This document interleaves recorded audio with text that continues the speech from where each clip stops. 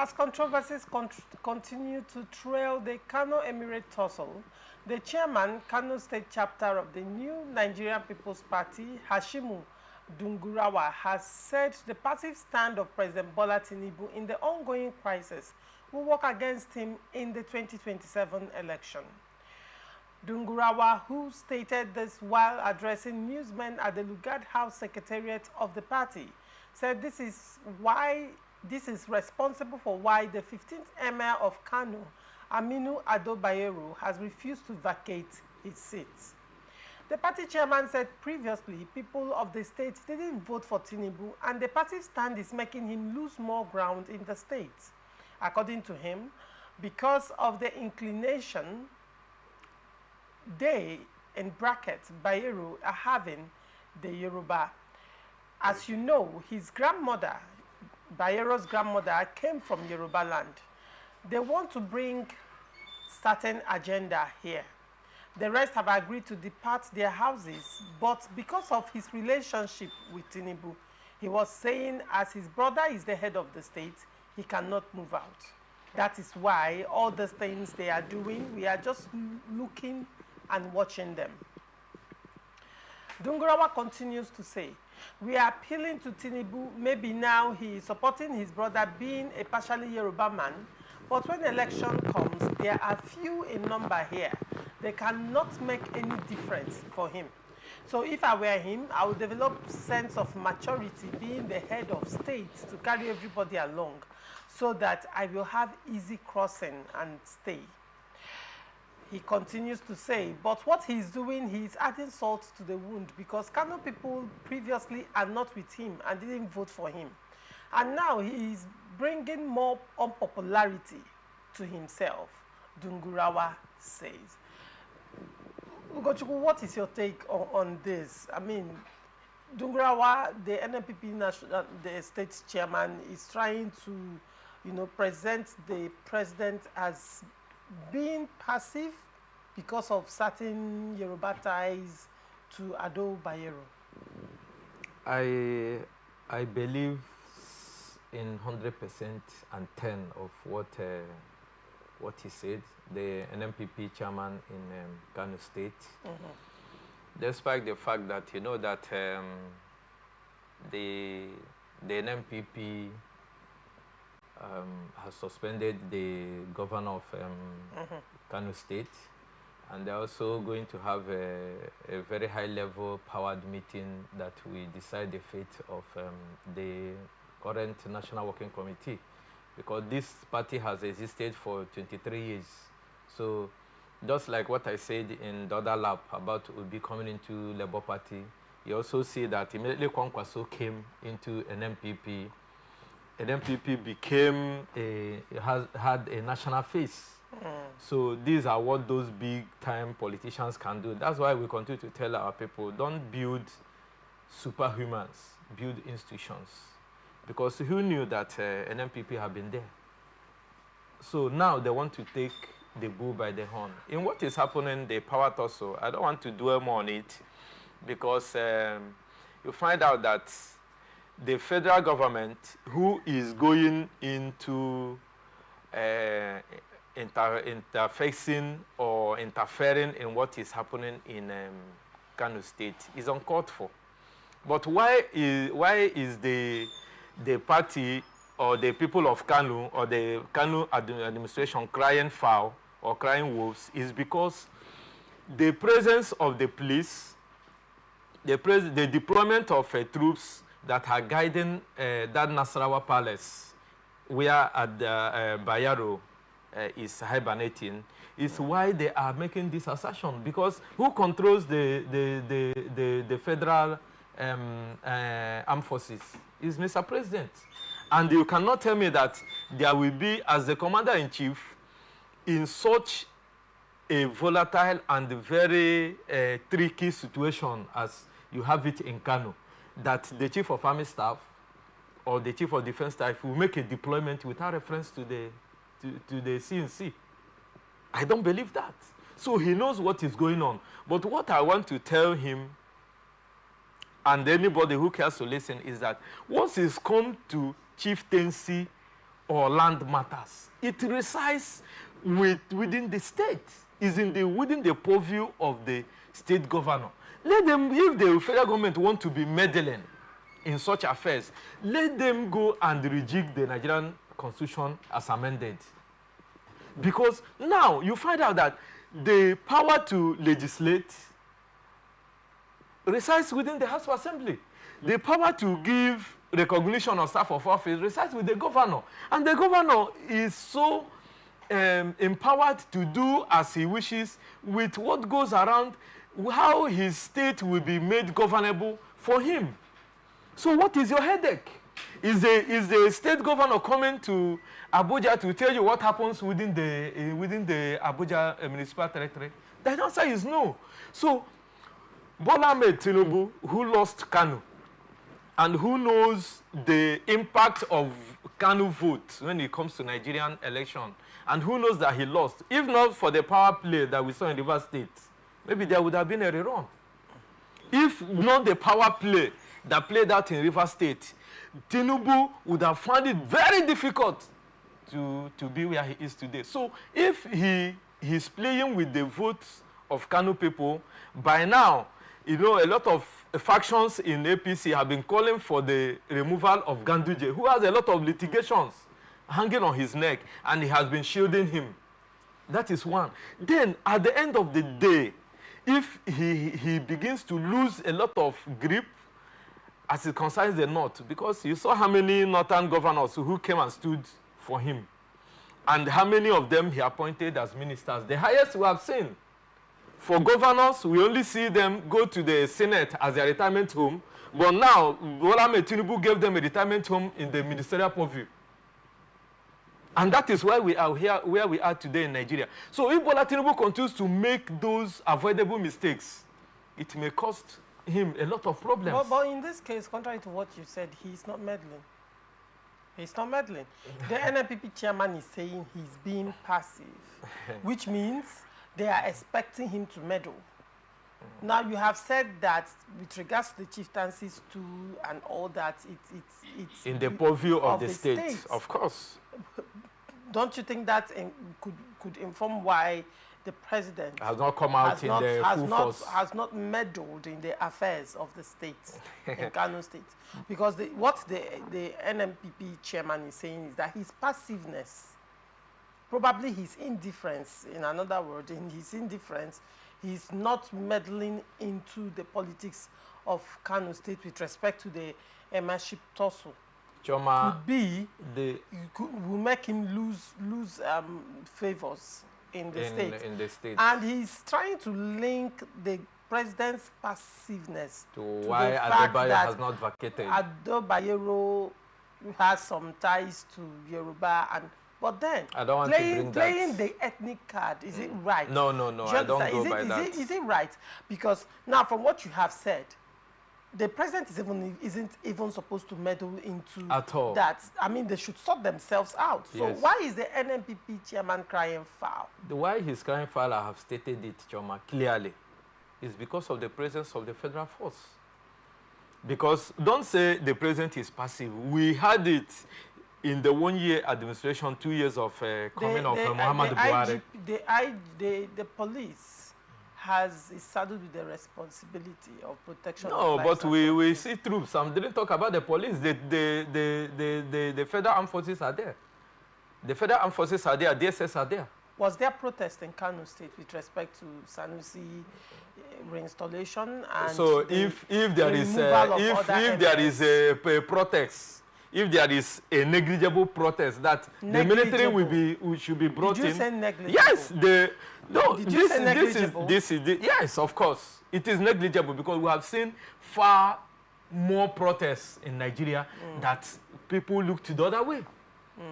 That is why the NNPP chairman is crying full foul, because this is an internal state affair, purely an internal traditional stool tussle that is not captured in the constitution. Traditional stool tussle that is not captured in the constitution, according to you, but has according to the Nigerian Constitution, 1999 as amended. Hold on, Ugochukwu. But has the propensity, of course, to throw the state into turmoil and violence. But and you call it negligible. See, hold on. You are from Southeast. The way Southeasterners hold their traditionals to is very different from the way the Northerners hold their traditionals to, particularly the emirs and the sultans. You can see the crisis that is about to erupt in Sokoto State because of Sultan of Sokoto State and the Sokoto State House of Assembly efforts to make some amendments with regards to that. Already the Muslim community is crying foul. And probably if protests erupt, you will call it negligible. In those parts of the country, their tradition, these people are institutions on their own. Now, I'm not saying that they are stronger than the state, but when you call protests that can erupt as a result of what they hold dear and sensitive, negligible, I don't know how to. Choma, I don't want to be lost in thoughts. But before you go on, I also have with me on the show Honorable Wisdom Land Ayaribu, a political analyst. He is the pioneer leader Deservation Project, 774 local government areas in Nigeria, a socio-political platform. Good morning, Honorable Land. Yeah, good morning, Choma. How are you doing? Fine, and thank you for joining us. All right, what is your take on the statement of the NNPP Chair in Kano State over the Kano Emirate ships tussle? Choma, like the chairman had already said, it's very glaring and it's very clear that Mr. President has continued to, politicize most of the situations that we find ourselves in Nigeria. Because if you look at the statement he made, he was very, very clear. There is conflict of interest when you understand that even the Ado Bayero himself is somehow related to Mr. President as regards being an in-law. And Mr. President, keeping quiet. If the same way Mr. President was able to step in the issue of River State and some other states, I believe that by now the issue of the Emir talks would have, been, kept to a minimum. But the truth is that this same problem will continue to have, especially whenever we continue to allow custodians of cultures and traditions to play in the politics of Nigeria. Because just like you rightly said earlier, this is something related to the state, but it also has the capacity to throw the state into a very major chaos. And as you can see already, it's already everywhere. Because the Ado Bayero is insisting that he's not going to leave. Even the other 4 emirs that have also been sacked, they've all gone home. But because he believes that there are powers that are giving him, that consent. So he continues to dwell on. And if you look at the situation, a situation whereby the sitting governor, who happens to be the chief security officer of the state, has given a directive, and the emir, the sacked emir, is also using the military architecture of the federation, not even the state, of the federation, to continue to monopolize and, show his capacity that he was also on ground. So it shows the reason why the president had been passive. Because if there is anybody who happened to be the grand commander of the Federal Republic and also the chief armed force of the federation, who controls both the military and all our security architecture, I think it's Mr. President. So Mr. President, by right, is supposed to wade into a level, at least, call all the aggrieved parties to a standstill. And above all, there shouldn't be, the Nigerian army has no business. The Nigerian army should be found within the Zambiza forest and looking at protecting the lives and properties of Nigerians. We continue to hear almost in the 36 states of Nigeria where insurgency is also now becoming the order of the day, and the Nigerian army is supposed to be saving and protecting Nigerians from, external adversaries. But instead, you see politicians or custodians of culture and tradition who happen to become part of the politics of the state, continue to use these agencies of government, to continue to, do things that are not supposed to. Because if you ask me, why was the law, first of all, repealed, was because there was something wrong. And just like my brother here also said, he has always lost. If you look at the 2023 general election that just came to a conclusion, you see that the APC had little or nothing as regards both voting, and which is very, very true. In Kano State. In Kano State. And now, you know that the NNPP swayed everywhere from the, even if we had a local government election over there, to the unit level, the NNPP would have taken over everywhere. And now, you're supposed to allow them to, you know, do their thing. But continuously, the former governor, who no longer is governor, if you remember vividly as well, when he was the governor, which is the current acting national chairman of the APC, they allowed him to do his thing. You understand? But today, another person is the governor, and another party is there leading the state. But yet, they continue to interwoven, they continue to get involved, they continue to, you know, want to direct the government of the day, which is not supposed to be so. By right, as it is enshrined by the 1999 Constitution amended, it is the responsibility of the State Assembly to look at issues related to offices, of course, you know, as traditional heads. And it is within the capacity of this elected executive governor of the state to decide that. And if the governor has deemed it necessary, based on the amendment that the State Assembly has done, repealing the previous law that was made by the previous assembly, and repealing that act, now, you know, removing the 15th emir and bringing in a new emir. Remember, if he had restored the 14th emir, it would have been a different thing altogether. Yes. No, but it is very clear that he didn't just restore him, rather he made him a new emir entirely, making him the 16th emir. So this gives you clarity that what has been done was legal by the eyes of the law, and as well it ought to be so. But until the president allow things to happen, because sometimes the president acts like he doesn't understand or he doesn't know what is happening, but you and I will agree that he knows, because as the commander of the armed forces of Nigeria, nobody has the right to control our Nigerian army. And if you look at what is happening in Kano about a few months back, you see the Nigerian army, you see a lot of security personnel, including Nigerian police, coming to give interviews, counter interviews. Even when the governor make decisions or make pronouncements, you see them, you know, not giving heed to that. And this is wrong. For crying out loud, how long will we continue, especially in this dispensation of President Muhammad Buhari, President Bola Tinubu's regime, to continue to flout laws and order? We are a community governed by the law of our land, and we should be able to, you know, get involved, obey the law of the land. So Mr. President has been passive, and he really needs to call his words to order, including both his in-laws, his previous, and the rest of them, because that's exactly what is playing out in Kano. And remember as well, this has also continued to give room to a lot of internal issues, divisions, you know, because most of the people who are also fanning the emir, the 16th emir, are related to those who are also fanning the 15th emir.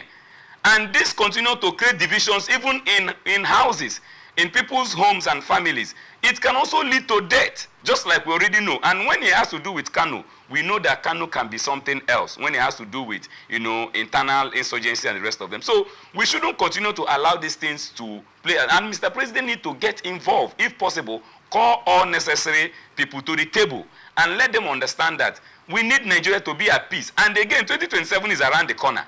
Just like my brother said, if Mr. President really needs the vote of the Kano people, there is need for him not to look at the few related to him or those who he has appointed, or like the acting chairman of the APC, but to look at the masses that he needs their vote, except they are, in other words, telling us that we should look forward for where they will be writing results come 2027. Thank you. All right. Choma, before you flip, I just want to make one comment. Yes. Do you remember when, I think Honorable Lance will recall, when Muhammadu Buhari came into power, you had the body language. So from what the NNPP chairman has said, he has people, even some of us that are not in Kano, we are reading the body language of Mr. President. And body language, when you are not for or against, openly, but we know that you are doing something on the ground, and that clearly shows where Mr. President stands. And the earlier he addresses that and retraces his step, the better. And you know that if, as it stands now, any election that is going on or to be taking place in Nigeria now, APC will lose out in Kano. All right. And that will massively affect the trajectory of whatever result that you're expecting. So it will be in the best interest of Mr. President to call. I wouldn't want him to meddle directly, to call all the warring parties. You saw when the name of Nuhu Ribado was floated. All right. So we are calling on him to call the actors to the round table and resolve this quickly. All right.